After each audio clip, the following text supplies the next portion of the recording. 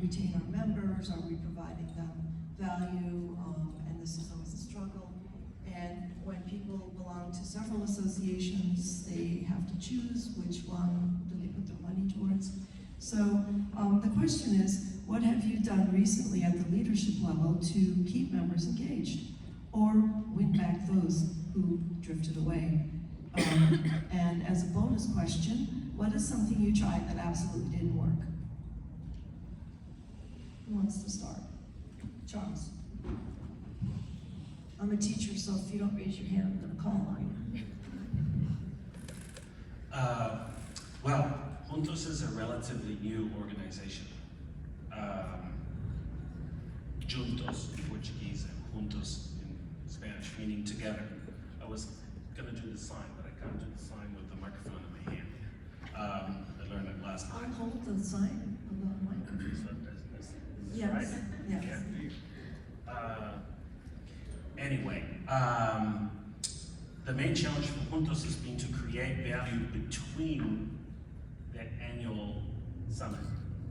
So the ALC crossed this bridge a while ago. How do you create value for your members when you're not in New Orleans or you're not at the UNConference in Costa Rica or wherever? That is a big challenge for Juntos because Latin America and the Caribbean is a very large, geographically speaking region. And translators and interpreters, project managers, localization engineers, and everyone else who's in the ecosystem tends to earn less in Latin America and the Caribbean than they do in the United States. So getting around, like organizing a regional meeting is a challenge. You know, it's not like in Europe where you take a train from Brussels to Paris in 2 hours. So Latin America is very large, the association is new, and creating activities like webinars, regional meetings, luncheons. I think you mentioned on Wednesday that ALC used to do a lot of roundtables. That's kind of died off a little. You know, there's a lot of things we could do, but we don't even have an executive director yet. So it's a tall list. That's the challenge we're facing, getting us together at Juntos. All right, John. Well, CCHI, we're not an association but a certification provider, but we do defer to NCIHC as our sister association, and I know they couldn't be here. So I'm sure right now it's all about helping them to help them see the value of supporting the association, because you need to have a group of people to be able to advocate for your rights. Because if you're trying to work and provide a living for yourself and your family, who's going to go do the work behind the scenes to make sure that the industry is still raising standards, raising professional standards, and also protecting patients and other stakeholders? Okay. Is there anything, this is another part of the question, if you want to answer it, is there anything you tried that didn't work? Good, Kathy, go ahead. Yeah, what I got from Giovanna, what did not work, let things sit. Very Giovanna. So what does not work is not being proactive. I think with membership, we all know it is a global issue, declining membership in associations and membership associations in general. So I don't know if it's a very difficult nut to crack. One of the things that AAITE has been doing is been discussing with other regional and national associations the idea of perhaps shared benefits for cross membership. So not necessarily, you'd still be a member, you know, of ATA or a member of NAGIT or a member of AITE, but you could get discounts for, you know, like your webinars, your training programs, your things of value. You could bring people in by giving, like, show me your membership in another association. So those conversations are ongoing, and I certainly hope they actually come to fruition. And then what's working, I think, is probably what's working for most is providing that online value for people, providing the webinars and the workshops and the on-site conferences if you can get it in the right place and get it at the right cost. But it is challenging, right? Budgets are contracted right now for these kinds of events. So Thanks, Josh. To add on to the global trend of shrinking associations, I'm excited to say that I think the ALC is the largest it's ever been today. So we continue to swim against that trend, to mix metaphors there. But one of the ways that we've tried to approach maintaining and growing our membership base is to have a data-driven account management view of our members. And so we track membership participation in webinars, on-site events. Unfortunately, we can't track how many WhatsApp messages people send, we just have the technology. But folks who are absent are more likely to not renew at the end of the year. We've got the data to show that. And so the membership committee of the ALC does its best as volunteers to reach out personally to companies that we don't see in the room, either in person or virtually for some time, to let them know that we miss them and that we want to see them. By the way, if you'd like to help with that effort, we have open seats in the membership committee, so just come up to me at any point today and we can make that happen. We also opened up participation to more folks in member companies. So previously, only the voting member could receive communications from the ALC directly, could log into our website, sign up for webinars and all those sorts of things without paying more money. Now every company gets up to 5 individuals from your company to be a part of this association. You still get 1 vote for the bylaw changes, I'm sorry. But you can have 5 folks in the system. They can receive the newsletter, they can sign up independently. So I just want to remind folks that if you haven't done that, share the wealth to somebody besides you as the owner or CEO. Get your C-suite involved or anyone else that you see fit. We'd love to see more folks from each of the companies involved and engaged in this association, serving on committees, all of that.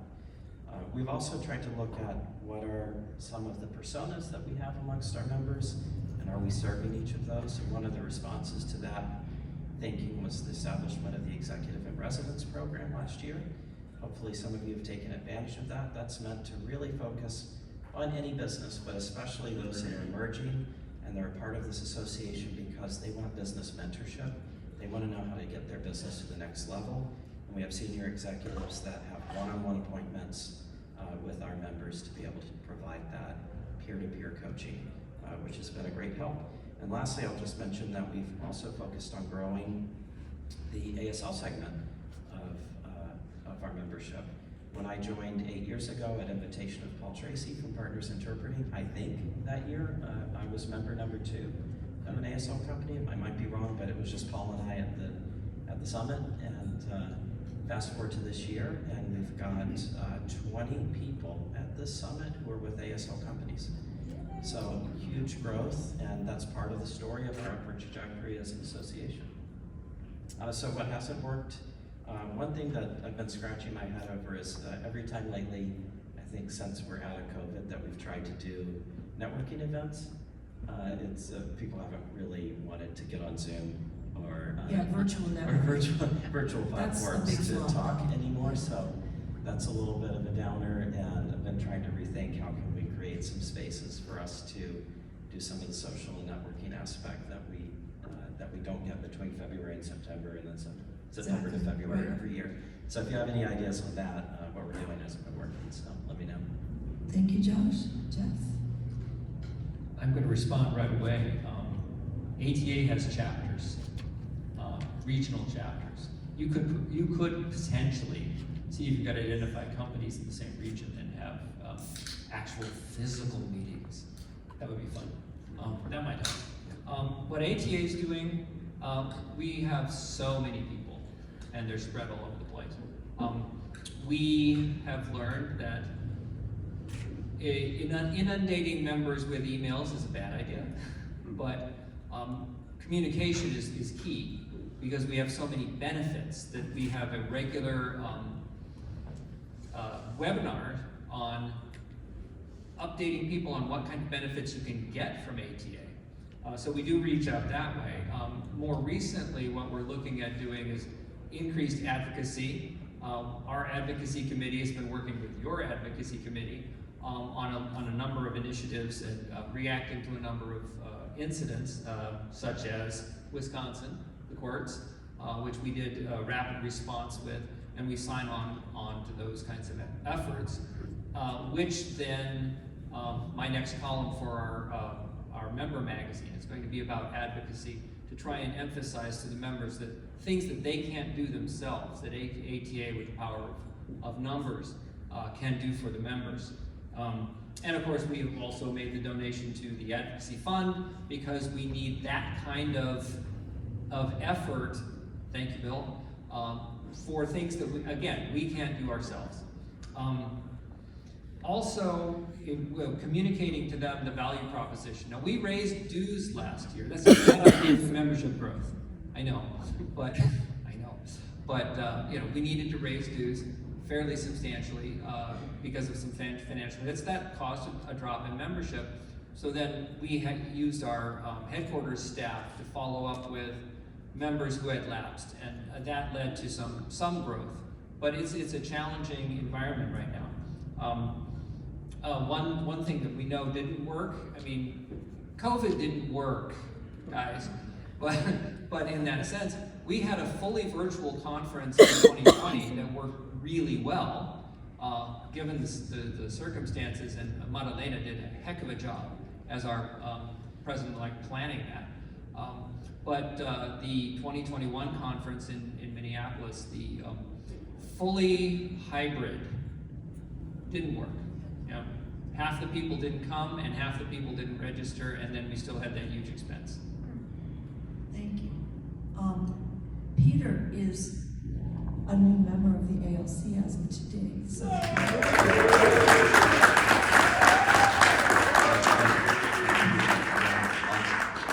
You have to say go, Kenta. I've been very impressed with the level of engagement and the amount of information that I've experienced over the past few days, and I'm very happy to be a part of this group. So thank you. Thank you. So for our association, membership, like everyone else, is an issue. We launched a new flagship event in 2024, calling it World Speak, and positioning it as Canada's international language event that brings together service providers, academia, students, policymakers, tech, in order to become a hub and help our membership and help put us on the map in that sense. In 2024, we held it in Toronto, and we had great success. In past April, we had it in Montreal, and we combined that with Gala, and we had great success there. And next year, we plan to have it in Ottawa, and engagement is really the key factor that we're after. And it doesn't stop. It doesn't stop with these events. We have a rendezvous Vancouver event set up for September 26th. It's more of a roadshow style to bridge gaps between us and our Western language service providers. We're inviting students, academia, smaller language service providers to come and join us and better understand what the association is about. And we're trying to do the same thing early next year in Halifax. So a rendezvous Halifax to basically unite Canada coast to coast, east to west. What hasn't worked for us has been traditional surveys. We tried to run a couple of surveys, and the response was lukewarm. We tried to change the format, we added QR codes, and what we found is that we get much better engagement when we do live polling during webinars and when we do in-person events, and where our members really see more value with engagement, immediate engagement, interactive engagement. And that's sort of what we're leaning into going forward. Great. Before we get to Lily, Charles remembered something that didn't work. Yeah, I was just echoing some ideas here. At Juntos, what we found didn't work was basically virtual meetings and gatherings. It seemed like everyone was so sick of them that you put a huge amount of work into a webinar and you don't get as many attendees as you would like. Or we had 195 people register for our last webinar and 44 people actually show up. So we used to get 100 people register and 80 show up. So, clearly Juntos is about getting people together, and that has been our flagship in terms of bringing people together. The next summit is in Buenos Aires in March. but the struggle is what do we do for the rest of the year? And I really admire the Gala Roadshow, which is like a 1 day or 1.5 day event, like a mini event. And we've been thinking about that too, to, you know, keep the embers warm during the rest of the year. The thing is, gotta have someone to organize it. Right, that's a challenge. I wanted to make just one quick comment for growing membership. You know, speaking to groups is a really good way, and I'm going to tell you right now that every one of you in the room here is eligible to join ATA. Shameless plug, but we'll do it. Yeah. All right, Lily. So we have been struggling with our social media committee, and we disbanded it. Our new management company is taking over, and they have some young tech-savvy people who we hope are going to do a much better job. At the same time, after publishing, we have a blog that is published every week, and the cyber news that I mentioned earlier is once a month, and then Proteus was 4 times a year. But we decided that that was all too much of a burden on our volunteer pool. So we hired an editor-in-chief, a young translator and interpreter who writes very well and loves social media. So she is now handling our Proteus journal, and we changed from a quarterly format to semi-annual. And she's going to be unifying for marketing purposes, branding purposes, the look between the blog, the cyber news, and Proteus. So that's one move that we've made. And then the membership committee came up with a drip campaign so that all new NAJIT members are sent a personalized email every month reminding them of various benefits that we offer and sort of giving them a chance to check back in and respond to with any questions or concerns. Last year the chair organized a lot of meet and greets. Whenever she had an assignment out of town, she's on registry in 20 states, so she was on the road fairly often, and that is something that I hope to continue this year. Thank you, Annalise. So I actually co-organized a Gala Roadshow. Huge fan, totally worth the effort. Just to encourage that. Gala has been reconsidering its membership model to be more diverse and inclusive because of finding that companies are less willing, less able, whatever the case may be, to sponsor corporate membership. So it's being voted on, but next year Gala's looking at launching an individual membership option.